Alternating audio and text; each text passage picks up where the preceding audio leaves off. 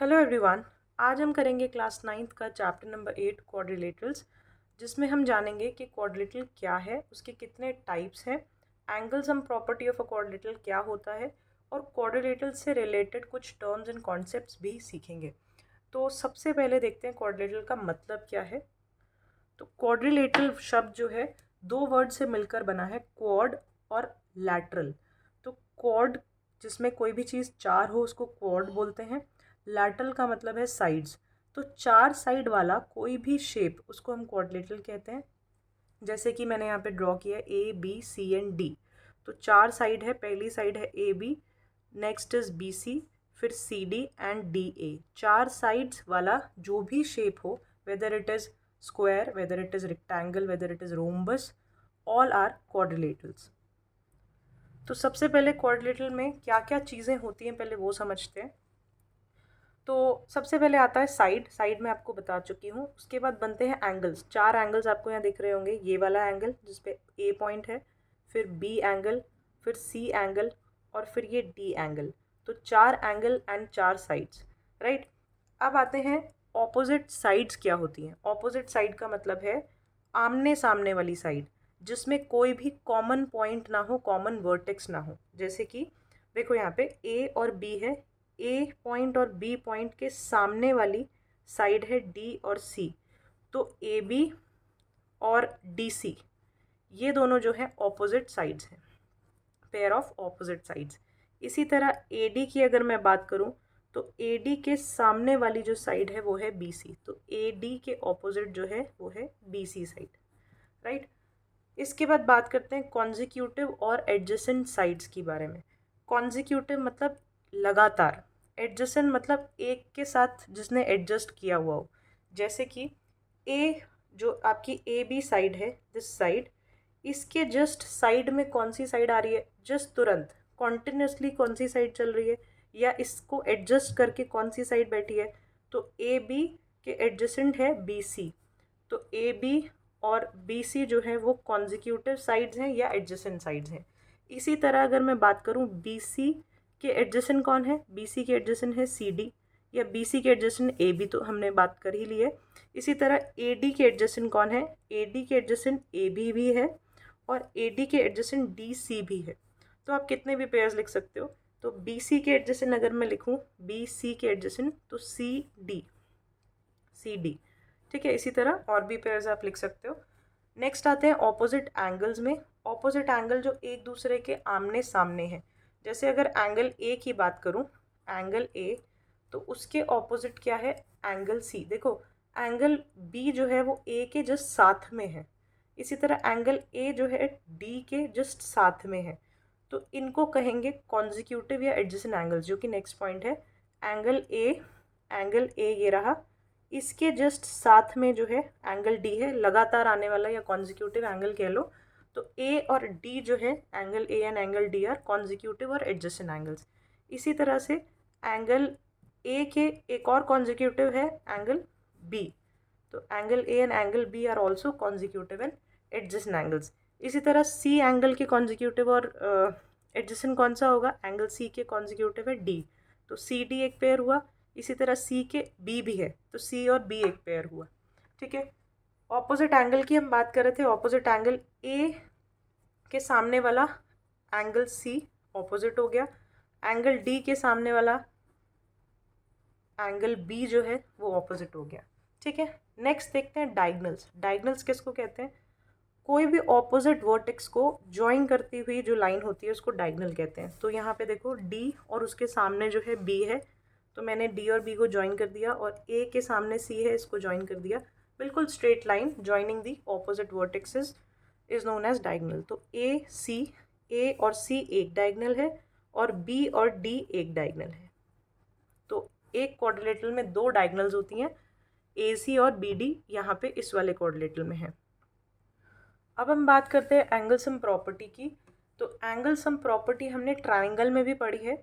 Triangle के सम जो हैं तीनों एंगल्स के वो 180 होते हैं, ये आपको याद रखना है। इसी के बाद है angle sum property of a quadrilateral. Quadrilateral यानी जिसमें चार साइड्स हैं। तो इसके एंगल सम प्रॉपर्टी क्या कहती है, तो ध्यान से सुनना।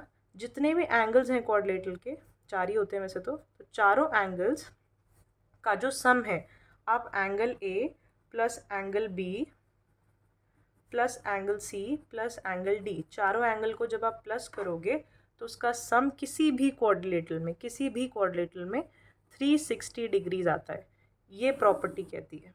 ठीक है, ये याद रखना आप लोग कि जितने भी एंगल्स बन रहे हो क्वाड्रिलेटरल में, उन चारों एंगल्स का सम जो है वो 360 होता है। चाहे वो स्क्वायर हो, चाहे वो रेक्टेंगल हो, चाहे वो रोम्बस हो, चाहे वो पैरेललोग्राम हो, कोई भी तरह का क्वाड्रिलेटरल हो, सारे एंगल का सम हमेशा 360 डिग्री होगा। This is called angle sum property of a quadrilateral. अब आगे देखते हैं कि कितने टाइप्स के हमारे पास क्वाड्रिलेटरल होते हैं।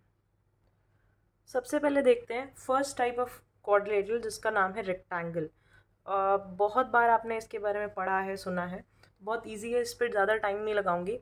रेक्टेंगल की खास बात क्या होती है, सारे एंगल्स 90 दिखेंगे आपको, सारे जो एंगल्स हैं वो 90 डिग्री यानी परपेंडिकुलर होंगे एक दूसरे पे। दूसरा, ऑपोजिट साइड्स जो हैं वो उनकी लेंथ इक्वल होती है। तो यहाँ पे मैंने लिखा हुआ है, आप अपने नोट्स बना सकते हैं। ईच एंगल इज़ 90 डिग्री, सारे एंगल 90 डिग्री हैं। ऑपोजिट साइड्स जो हैं वो आमने सामने वाली साइड जो है इक्वल होती हैं। इसके अलावा एक खास बात, डायगनल जो है इनकी बाइसेक्ट करती है एक दूसरे को, यानी अगर मैं रेक्टेंगल में से दो डायगनल बनाऊंगी इस तरह से और इस तरह से, तो ये जो दोनों जहाँ पे इंटरसेक्ट कर रही हैं, बाइसेक्ट करने का मतलब है ये वाली पार्ट और ये वाला पार्ट दोनों इक्वल होगा। इसी तरह से ये वाला पार्ट और ये वाला पार्ट जो है इक्वल होगा। ठीक है, आगे बढ़ते हैं, स्क्वायर के बारे में देखते हैं। तो स्क्वायर और रेक्टेंगल में एक यही अंतर है, रेक्टेंगल की ऑपोजिट साइड्स इक्वल होंगी, स्क्वायर की सारी साइड्स आपस में इक्वल होती हैं। तो स्क्वायर की सारी साइड्स इक्वल, बाकी सब सेम है रेक्टेंगल जैसा, सारे एंगल्स जो है 90 डिग्री होते हैं, और इसकी डायगनल्स भी अगर मैं ड्रॉ करूँगी तो वो भी आपस में बाइसेक्ट करती हैं, यानी कि ये वाला पार्ट इसके इक्वल होगा और ये वाला पार्ट इसके इक्वल होगा। इसके अलावा आपको क्या ध्यान रखना है, आप जो प्रॉपर्टी जो है इस चैप्टर में यूज़ होगी वो ये कि रेक्टेंगल और स्क्वायर में जो ऑपोजिट साइड्स है ना वो हमेशा पैरेलल होती हैं। पैरेलल से मेरा मतलब है कि ये दोनों साइड्स जो ऑपोजिट साइड्स हैं वो कितना भी आगे एक्सटेंड करो, कभी भी एक दूसरे को टच नहीं करेंगे। इसी तरह ये वाली साइड भी आप एक्सटेंड करोगे, वो आपस में एक दूसरे को कभी टच नहीं करेंगे। तो ऑपोजिट साइड जो है इक्वल तो होंगी ही, पैरेलल भी होती हैं। इसी तरह स्क्वायर में सारी साइड्स इक्वल होंगी और ऑपोजिट साइड जो है वो पैरेलल होंगी। तो यहाँ एक पॉइंट और ऐड कर सकते हो आप कि ऑपोजिट साइड्स आर पैरेलल, यहाँ पे भी ऑपोजिट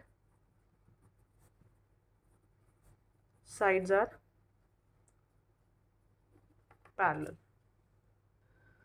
अब हम बात करते हैं ट्रेपीजियम की। ट्रेपीजियम देखो कौन सी शेप है, ऐसी शेप जिसमें एक पेयर ऑफ ऑपोजिट साइड जो है वो पैरेलल होता है, एक पेयर, दोनों नहीं, एक। तो यहाँ पे देखो जो मैंने शेप बनाई है, इसमें ये वाली साइड, मैं इसको नाम दे देती हूँ A and B, this is C and D. A B जो लाइन है वो सी और डी के पैरेलल है। देखो जितना भी एक्सटेंड करोगे ये आपस में मीट नहीं करेंगे, इंटरसेक्ट नहीं करेंगे। और अगर मैं ए डी और बी सी को देखूँ तो इसको एक्सटेंड करूँगी और इसको एक्सटेंड करूँगी तो ये आपस में यहाँ इंटरसेक्ट कर जाएंगी। ठीक है, तो एक पेयर ऑफ साइड मुझे क्या मिला, पैरेलल मिला, that means this shape is a trapezium. इसके अलावा इसमें क्या खास बात है, जो नॉन पैरेलल साइड होती है, जैसे कि ये नॉन पैरेलल कौन सी हुई, ए डी और बी सी, ये पैरेलल नहीं है, तो ये वाली साइड और ये वाली साइड दोनों क्या हुई, नॉन पैरेलल साइड। अगर किसी भी ट्रेपीजियम में नॉन पैरेलल साइड जो है वो इक्वल होती है तो उस ट्रेपीजियम को हम आइसोसेलेस ट्रेपीजियम भी बोलते हैं। ये आइसोसेलेस ट्राइंगल से आप याद रखो कि आइसोसेलेस ट्राइंगल क्या होता है, जो ट्राइंगल जिसमें दो साइड्स जो हैं वो इक्वल हैं, ऐसे ट्राइंगल को हम आइसोसेलेस ट्राइंगल बोलते हैं। इसी तरह से दो नॉन पैरेलल साइड अगर इक्वल होती हैं, ये साइड इसके इक्वल है, तो इस ट्रेपीजियम को मैं बोलूँगी आइसोसेलेस ट्रेपीजियम। इसके अलावा इसमें और कोई प्रॉपर्टी नहीं है, ये दो प्रॉपर्टी आपको याद रखनी है। आगे चलते हैं हम पैरेललोग्राम में।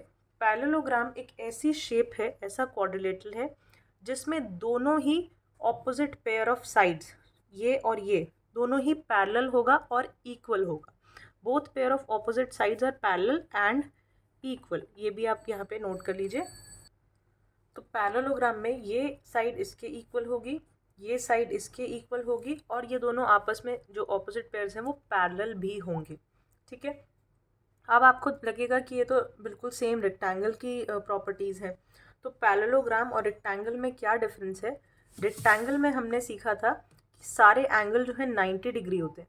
ठीक है, इसमें एंगल्स जो है 90 नहीं है, मतलब ये थोड़ा सा टिल्टेड होता है, थोड़ा सा टेढ़ा होता है, बाकी सारी प्रॉपर्टीज़ की रेक्टेंगल जैसी होती हैं।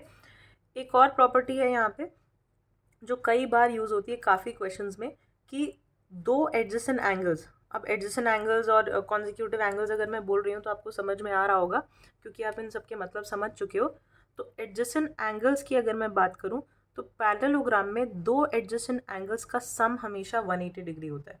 ठीक है, तो अगर मैं ये ए बी सी और डी यहाँ पे नाम दे दूँ इसको, तो ए और डी का जो सम है वो 180 डिग्री होगा। इसी तरह ए और बी का सम जो है वो 180 डिग्री होगा। कोई भी दो एडजेसेंट एंगल्स उनका सम 180 डिग्री होता है। अब हम नेक्स्ट देखते हैं रोम्बस। रोम्बस एक ऐसी शेप है जिसमें सारी साइड्स जो हैं इक्वल होती हैं और बाकी सारी प्रॉपर्टीज़ की बिल्कुल पैरेललोग्राम जैसी है। बिल्कुल सारी प्रॉपर्टी पैरेललोग्राम जैसी है, लेकिन सिर्फ एक डिफरेंस है कि पैरेललोग्राम में ऑपोजिट पेयर ऑफ साइड जो है वो इक्वल होता है, रोम्बस में सारी साइड जो है इक्वल। काइट, काइट शेप जो है उसमें क्या खास बात है कि दो पेयर ऑफ एडजेसेंट साइड्स, जैसे कि ये वाली साइड इसके एडजेसेंट है एकदम साथ साथ, वो इक्वल होंगे। इसी तरह ये वाली साइड और ये वाली साइड ये दोनों आपस में इक्वल होंगे।